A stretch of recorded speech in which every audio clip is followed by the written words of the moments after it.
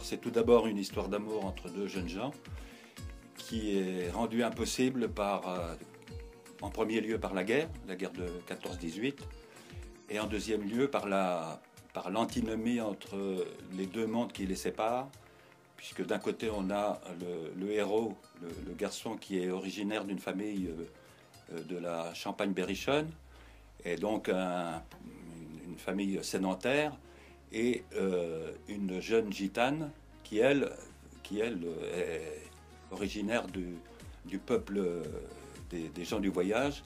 Et effectivement, les deux cultures et les deux mondes différents auxquels appartiennent ces jeunes gens sont des obstacles presque insurmontables à leur amour. Donc on a effectivement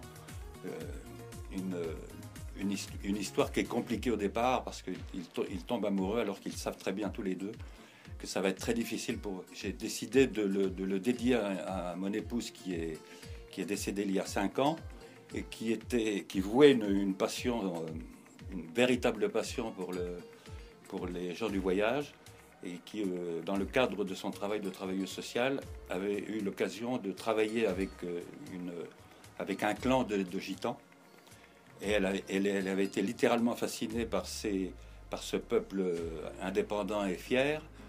Et donc j'ai voulu lui rendre hommage à travers ce livre.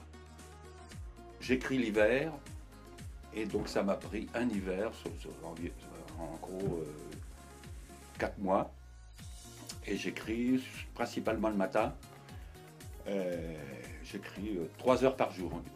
Au bout de 3 heures, j'arrête, parce que il faut que je recharge mon imagination entre chaque séance d'écriture.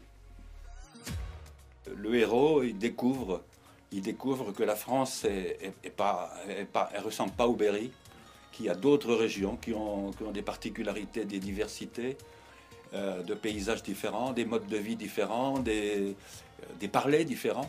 Et c'est toute une ouverture d'esprit pour lui de voyager. Donc c'est effectivement une invitation au voyage. J'espère qu'ils vont se laisser emporter par l'histoire, comme moi je me suis laissé emporter par mon imagination.